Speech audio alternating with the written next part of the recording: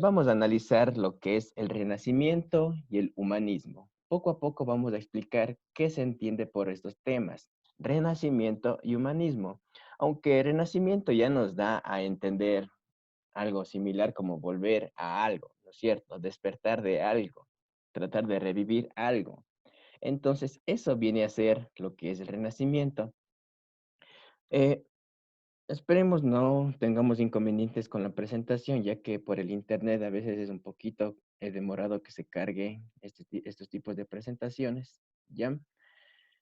Bien, entonces, el Renacimiento. Aquí prácticamente podemos resumir de qué se trata el Renacimiento.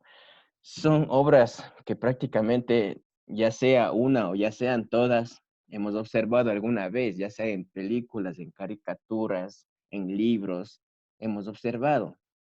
Incluso hasta el día de hoy como memes se los conocen, ¿verdad? Se han usado este tipo de obras para llegar a la gente, para darse a conocer. Entonces, vamos a ver qué importancia tuvieron en la historia, o qué tuvo que ver, o cómo intervinieron en la parte de la historia, ¿ya? Entonces, aquí vemos igual incluso una obra en la que demuestra una llegada a un lugar, no solo arte, sino la llegada a un lugar. Vamos a ver entonces qué tiene que ver también esas obras de arte. El Renacimiento, acuérdense nada más que es un movimiento entre el siglo XIV y XV. Un movimiento en este tiempo se da a conocer como intentar hacer que las personas hagan algo o se orienten hacia algo.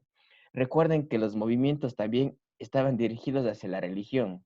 Habían movimientos religiosos que intentaban convencer a la gente con sus creencias.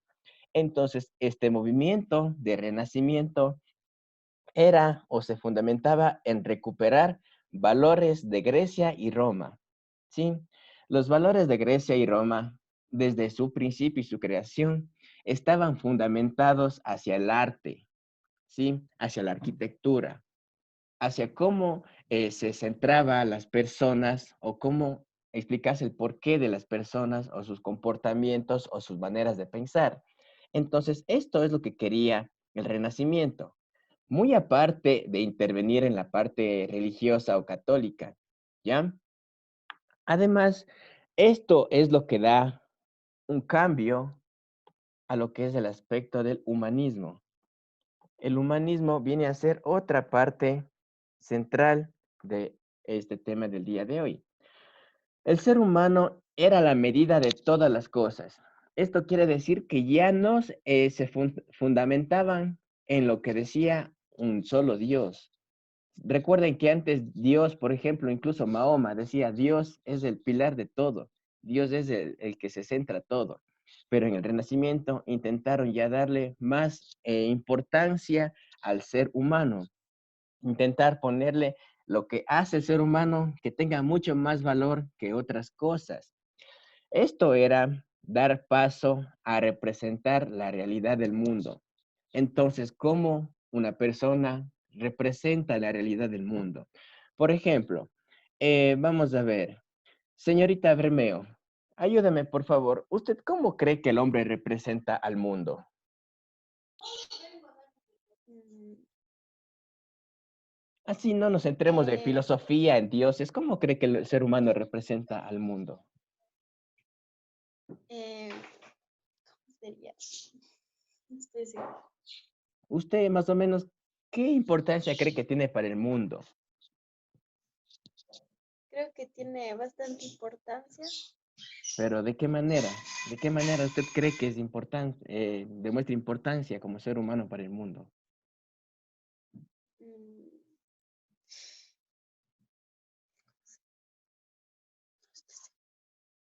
Vamos, no importa, cualquier característica, no importa, cualquier característica, ya saben que es bueno a veces incluso equivocarnos para de allí aprender. No importa. mm, Por sí, ejemplo, este momento, ¿qué estás haciendo? Intentando buscar una idea, ¿no es cierto?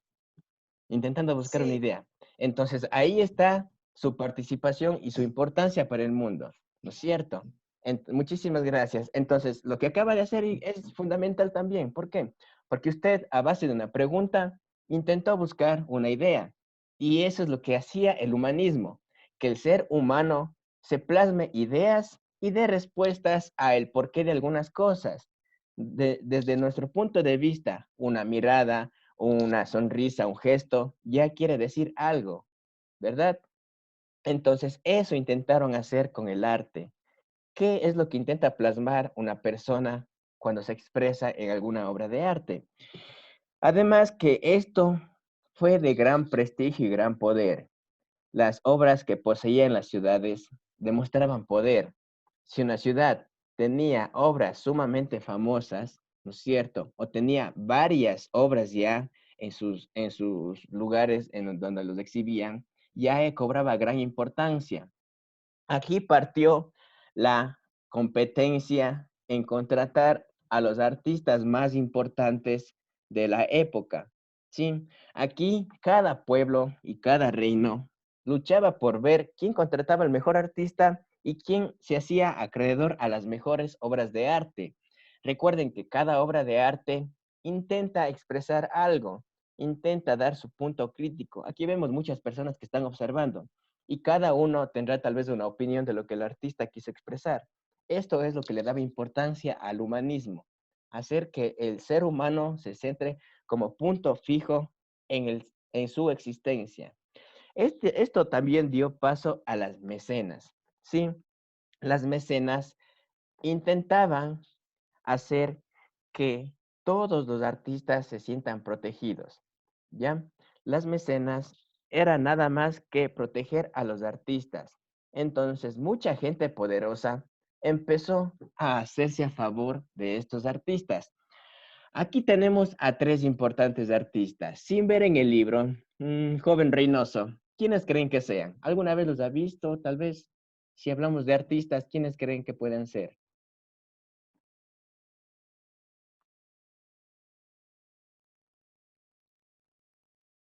No sé No si... sé, profe, no es ¿No? Leonardo da Vinci ¿Ya? y no, no sé más. Ya, no, no importa, porque aquí igual vamos a verlo, no es necesario que el rostro me quede grabado, pero si más o menos me dijo Leonardo da Vinci es porque más o menos ya tenemos una idea de quiénes eran artistas y quiénes hasta el día de hoy son reconocidos, ¿verdad? Estos tres artistas son Sí. los que sobresalieron. Muchísimas gracias, Jonathan, muchísimas gracias. Estos tres artistas son los que resaltaron en la época del Renacimiento o en la Edad Media, ¿sí? El primer artista lo vamos a conocer que es Rafael. Rafael es el primer artista que vamos a observar algunas obras importantes de él. Ya. Rafael Sanzio es uno de los creadores que se exponía también a crear obras en vista a lo que es la creación, a reflejar la visión desde la divinidad y cómo se proyecta en la actualidad el ser humano. En sus obras más importantes como El Divino, intenta expresar algo supremo, intenta expresar o reflejar, mientras tanto, la protección y el origen de un ser humano. Si un ser supremo creó a los seres humanos, ¿cómo un ser humano también puede procrear otros tipos de seres que también en un futuro podrán tener este mismo poder de dar tiempo a la creación, ¿verdad? Entonces la gente empezaba a observar sus obras y empezaba a darse su punto de vista crítico, no solo con los dibujos, sino los materiales, los colores y los paisajes, ¿sí? Dejó varias alegorías en el Vaticano. Esto quiere decir que dejó varias obras de arte, lo que es en el Vaticano, como el Parnaso, la Escuela de Atenas y la Disputa del Santísimo Sacramento. Aquí él ya empezó a dar el porqué y la contra de cómo representaban o qué simbolizaban entre la divinidad. Ellos recuerden que también al momento de conocer culturas religiosas o católicas, empezaban a ver la historia y empezaban a hacerse preguntas del por qué, tal vez, o cómo creó el ser humano. Pero obviamente él no se centró solo en el origen, ¿sí? Se centró más en la vida de cómo se desarrolla la vida y cómo la gente se expresa en su diario vivir. Si ven más o menos cómo la gente predica, la gente comercializa, la gente camina, la gente cómo intenta comunicarse con los seres supremos, más o menos desde estos puntos de vista estaban analizados cada pintura. Como les dije, lastimosamente el tiempo no nos da para analizar cada una de las pinturas, pero más o menos son sus obras más representativas. A continuación, tenemos a uno de los exponentes más importantes, que es Leonardo da Vinci. Una frase que lo caracterizó, no fue creada para él, pero sí fue destinada hacia él, en la que se plasmaba y nos decía, a veces nos manda a algunos que no representan la humanidad, sino la divinidad misma. Esta frase era destinada para Leonardo da Vinci. Señor David Moscoso, ¿qué cree más o menos que quieran decir con esto que le enviaron, o este mensaje que fue enviado a Leonardo da Vinci? Ay, a ver si se escucha. Esto que dice, a veces nos da algunos que no representan la humanidad, sino la divina misma. Sí. ¿Qué cree qué mensaje ¿Qué le quiere quieren decir? decir? Sí, más o menos, ¿qué entiende? Mm, Por favor, apaguemos todo tipo de música.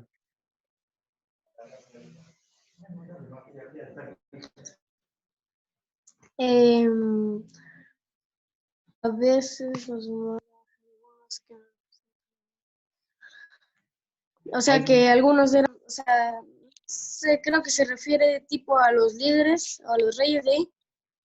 ya, a los reyes, ya. Muchísimas gracias. Tal vez alguien que entienda algo en esta frase, algo que le transmite este mensaje. A veces nos manda a algunos que no representan la humanidad, sino la divinidad misma.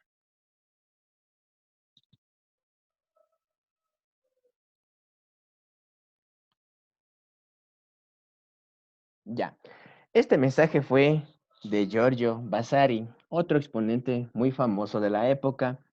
Así se refirió a Leonardo da Vinci al ver sus obras, porque eran sus obras tan, se puede decir, llamativas, tan perfectas, cuidaba hasta el mínimo detalle en cuando usaba todos los materiales y el mensaje que intentaba transmitir. Él dio a entender que prácticamente Leonardo da Vinci era como un ser divino que había venido a la tierra para simplemente a través de sus obras darnos un mensaje. Entonces, por eso es lo que quiere decir que ya no solo representa a la humanidad, sino la misma divinidad, ¿sí? Los seres obviamente superiores que ya vienen a plasmar sus obras de arte. Entonces, a tal punto eran los mensajes que llegaban a las obras de Leonardo da Vinci que intentaban ya decirle que ya no era solo un ser un ser humano, sino ya intentaban darle un poder divino al momento de cómo plasmaba sus obras. Además, Leonardo da Vinci intentaba comprender el mundo y dominar el conocimiento humano y la naturaleza. Esto quiere decir que él se enfocaba bastante en lo que es el aspecto religioso y qué mensajes intentaban darnos a través de la Biblia, especialmente. Por favor, dejemos de hacer estos trazos en la pantalla innecesarios, ¿sí? Muchísimas gracias. Una de sus obras más importantes es La Virgen de las Rocas, La Última Cena, que hasta el día de hoy todos lo conocemos. Él, a través de la lectura de lo que relataba la Última Cena, él, imagínense cómo plasmó, cómo pudo haber sido ese momento y hasta el día de hoy perduró ese momento a través de su obra. Nosotros entonces ya nos damos una idea de qué pudo haber pasado o cómo pudo haberse realizado este momento, se podría decir fundamental en el aspecto católico y religioso, que Leonardo da Vinci solo con dar lectura a ciertos aspectos y rasgos ya pudo plasmar estas ideas. Y una de sus obras más famosas y más valiosas hasta la actualidad es la Gioconda o la Mona Lisa, ¿sí? La Mona Lisa también viene a ser una de sus obras más importantes. Obviamente, le toma el nombre de Lisa por el nombre que era de la modelo, ¿sí? La modelo se llamaba Lisa, entonces por eso es que tomó ese nombre de Mona Lisa, Mi mona, ¿sí? mi mona, A ver, no le escuché ya, bien la pregunta. Eh, ¿Quién me preguntó? Tal vez si me ¿Por repite la pregunta. qué la palabra Mona? Ya, la Mona Lisa hace referencia también a el significado de Mm, señora. Sí, Mona hace referencia en italiano ah, si traducimos al español, a señora. ¿Ya? Esto está en cualquier libro de historia o en cualquier ah, obra de arte que pueden la investigar. señora Lisa. Exactamente. Sí, pero lo importante que llama la atención esta pintura no es el nombre, es lo que intenta reflejar o expresar. Una mujer seria, una mujer Ay, feliz. obvio, sí. Sí, siempre ha habido disputa entre esta obra de arte, porque varios críticos han intentado descifrar si esta obra expresa felicidad, expresa tristeza, miedo, angustia. Sí, esperemos siquiera esta obra de arte la próxima semana en el repaso poder analizarla a fondo. Pero no olviden que es una de las obras más importantes de Leonardo da Vinci. Ya. Ahora, el último expositor, o uno de los más importantes, es Miguel Ángel. Miguel Ángel no solo era pintor, también era escultor. Y es uno de los más representativos porque él incluso tuvo acogida y protección de papas directos, sí, desde la época. Entonces, él formó esculturas como el David, el personaje que vemos aquí, la piedra, que prácticamente vemos, si hacemos referencia a la historia, como si fuese María después de levantar a Jesucristo después de que fue crucificado en la cruz, ¿verdad? Y el Moisés, asimismo, un personaje histórico que obviamente él lo plasma como un ser fuerte que intentaba transmitir la palabra. El David es uno de los personajes más representativos de Miguel Ángel, porque esta obra también fue recreada por él, fue reconstruida, ¿sí? Y por otros artistas también que intentaron reconstruir a esta obra de arte. Esta obra representa la naturaleza misma del ser humano y nos intenta dar también que el ser humano es un ser pensante, ¿sí? Aquí esta obra, Profe, ¿sí? Dígame. ¿por qué se llama el David? ¿Por Eh, qué se llama el David? Igual, fue también en representación al primer escultor que plasmó esta imagen, ¿ya? Porque ya digo, Miguel Ángel reconstruyó esta obra de arte, obviamente era de un pedazo de mármol de una montaña muy famosa también, entonces empezaron a reconstruirlo. Esta obra de arte no es que solo fue tallada una sola vez, ya está reconstruida algunas veces, pero también cada parte de su cuerpo tiene un porqué, ya les digo. Él está representado incluso de esa manera porque representa la naturaleza del hombre. Pero además, según lo que nos da la historia, ni el brazo ni la cabeza están a proporciones iguales en su cuerpo. No están a proporciones iguales. Y esto quiere decir que es a propósito, porque es un ser humano que simplemente se dedica más a pensar que a actuar. Son sumamente detalles que tenemos que ir analizándolos poco a poco. Ya les digo, nos va a tomar un poquito de tiempo, pero nos vamos a centrar en estas obras de aquí principalmente, que es este sitio, es la Capilla Sixtina del Vaticano. Es una capilla muy bien resguardada que está ubicada en el Vaticano. Esta capilla es muy particular porque incluso en tiempos de la Edad Media servía como refugio de los papas. Es un templo que no tiene ningún tipo de entrada exterior. El único acceso para llegar a esta capilla es una entrada que está directamente conectada al Vaticano. Eso quiere decir que ustedes, por ejemplo, al ingresar a una iglesia, ven su fachada, ven cómo es la puerta grande, la puerta principal. Esta puerta, esta capilla, no tiene nada de eso. Es una pequeña entrada que conecta directamente con el Vaticano. ¿Sí? En esta capilla están plasmadas muchísimas obras y entre sus principales obras está la creación de Adán, ¿sí? Aquí la creación de Adán nos intenta demostrar cómo más o menos está conectado Dios con Adán creándolo. Incluso nos demuestra la conexión que hay entre el cielo y la tierra. También otros historiadores que han intentado analizar la pintura nos dice que alrededor de Dios están ángeles. Si ven aquí personajes, aquí hay ángeles que intentan demostrar que están bajo la protección y que lo ven a Dios aún así como ser supremo. Otros dicen que hay un personaje que está bajo el brazo de Dios, que posiblemente sea Eva, ¿sí? Es un personaje femenino, posiblemente puede ser Eva. Entonces, todas estas obras fueron realizadas en la Capilla Sixtina. Ojo, de aquí ustedes también van a tener que investigar un poquito más para leer sobre la Capilla Sixtina. Es un templo muy alto, obviamente no es grande, pero sí es alto, no con muchos detalles arquitectónicos en la parte de afuera, pero sí servía como refugio en algunas épocas, ¿sí? Una característica que les puedo dar para que ustedes vayan a investigar otras características es que servía como refugio, ¿sí? Aquí Miguel Ángel pasó muchos años realizando estas obras de arte. Él incluso usaba moldes de cartón y sus ayudantes lanzaban carboncillo para poder plasmar las figuras y así Miguel Ángel iba dando los toques finales. Obviamente, si le salía algo mal, nuevamente tenían que, se podría decir, cubrir toda la imagen, enlucir de nuevo toda la pared de blanco. Imagínense lo que es enlucir toda una pared nuevamente de blanco y volver a repetir la imagen, ¿ya? Entonces, no es que le tomó de un día para el otro hacer esta pequeña obra. A ver. Dice, profe, ¿por qué se da a entender por qué salió la imagen de David, ¿no es cierto? En esa escultura totalmente desnudo, según la pregunta que me acaban de hacer en el chat. Ya les digo, prácticamente representa la naturaleza del hombre. Un hombre, al ser un ser natural, no tenía por qué ni tener miedos, ni prejuicios, ni por qué esconderse, ¿sí? Bien, espero, Verón, que haya sido su respuesta, haya sido aclarada, su pregunta, perdón.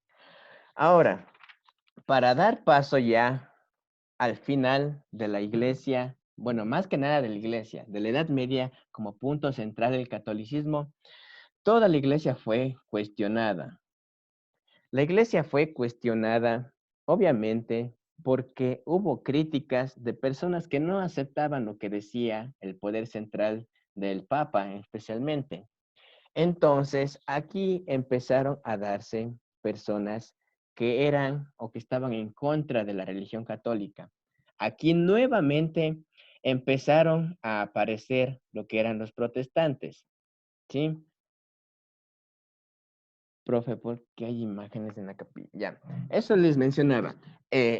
Antes de continuar, en la capilla habían imágenes o representaciones artísticas porque en el tiempo de la Edad Media, mientras más esculturas, más importancia tenía un lugar. Y la Capilla Sixtina era uno de los lugares más representativos para la religión católica. Como Miguel Ángel fue uno de los exponentes más reconocidos de la época, fue él quien se encargó de dar representaciones religiosas basadas en la Biblia y plasmarlas en esta capilla que hasta el día de hoy incluso están plasmadas, ¿sí? Ahora, aquí empezó la división entre católicos y protestantes porque al haber exploraciones hacia otros continentes, empezaban a aprender de otras culturas, empezaban a escuchar nuevas creencias. Entonces aquí la gente al llegar de sus viajes llegaba con esa duda y empezaban a dar la contra. Aquí parte un hecho muy importante, que es la desaparición por parte de los protestantes del culto a la Virgen María y a otros santos. Obviamente no le quitaron el poder a Dios, ¿sí? Para ellos, para los protestantes, aún existía un Dios, pero todavía no, para ellos se atribuye poderes a la Virgen María y ni a los santos, ¿sí? Profe, ¿puedo hacerle una pregunta, por favor? Sí, dígame nomás, nos quedan 10 minutitos, dígame ¿Puedo nomás. hacer una pregunta? Sí, dígame nomás. ¿Y la capilla está abierta al público? O sea, ¿pueden ir a visitar, a conocer o no? No, la capilla no está abierta al público porque eso les comentaba, la capilla, el único acceso que tiene es desde el Vaticano y solo la gente que vive en el Vaticano tiene acceso a la capilla. ¿Sí? Ya. Entonces, continuamos. Aquí empezó entonces a darse nuevas exploraciones, pero ojo, Las exploraciones obviamente se daban con fines económicos, pero al haber fines económicos, aquí empezaban a traer nuevas culturas. Entonces, este personaje que se llama Martín Lutero, ¿sí? Un alemán, empezó a rebelarse en contra de la religión. Impulsó a la iglesia protestante. La iglesia protestante, ya les digo, no es una iglesia en la que lleva en contra la palabra de Dios, pero sí deja desautorizada aquí la importancia de la Virgen María y de otros santos. Promovió el uso de lenguas vernáculas para cultos religiosos. Esto quiere decir que, o puede ser vernáculas, pero les explico de mejor manera, que sea de su propio país. Aquí no podían promover la religión usando otras lenguas. Tenían que ser promovidas en sus países natales. Si estaba en Francia, tenía que ser en ese idioma, ¿sí? Si estaba en España, tenía que ser en ese idioma. Obviamente, si estaba en Italia, tenía que ser también en ese idioma. No podía haber personas propagando la fe con otros idiomas que no pertenezcan a esa región, ¿sí? Es como si dijera, aquí viene a Ecuador una persona hablando inglés a propagar la fe. Entonces, no era permitido en ese tiempo, ¿ya? Tenía que buscar una persona que se dedique a hablar español para que pueda propagar la fe en ese idioma en donde estaba. Ahora, para finalizar, la expansión que se dio en el siglo XV y XVI era promovida obviamente por algunos reyes, pero aquí el punto muy importante era que ya empezaba nuevamente a hacer el uso de la moneda. Entonces, al haber el uso de la moneda, era la búsqueda de riquezas. Entonces, aquí el oro empezaba también ya a escasear o a desaparecer. Entonces, ¿qué hacían? Buscarse nuevos horizontes, nuevas fronteras para buscar este material y fabricar monedas, fabricar oro, que especialmente era dada la forma de moneda, ¿sí?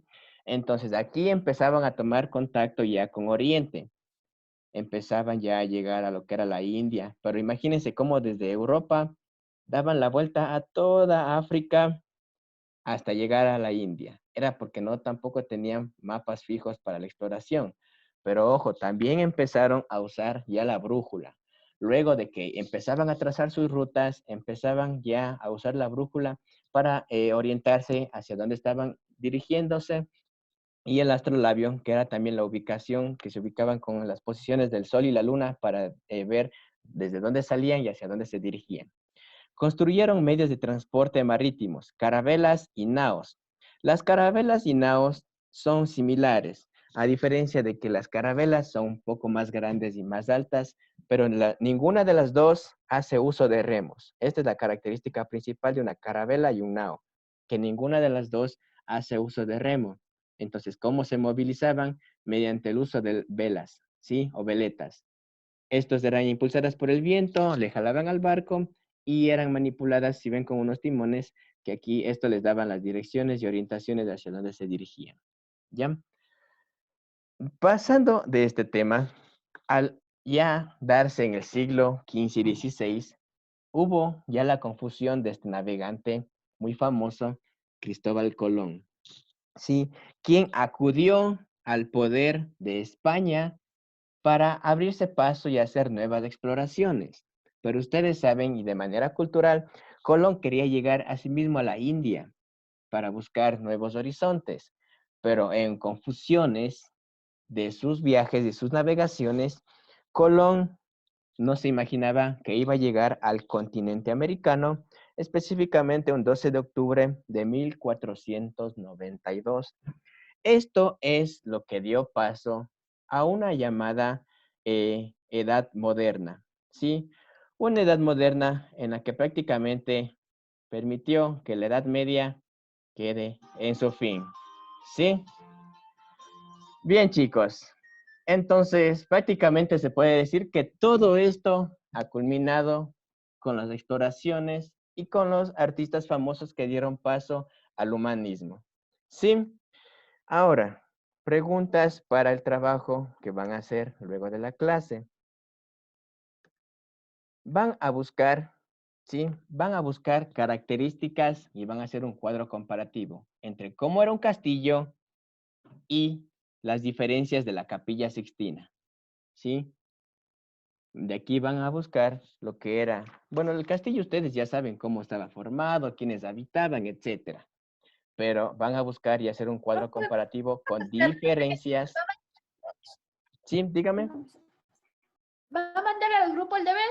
Exactamente. Voy a mandar al grupo en la actividad. Sí, van a buscar y hacer un cuadro comparativo. ¿Mande? ¿Cuántos? Solo 5. ¿Cuántos?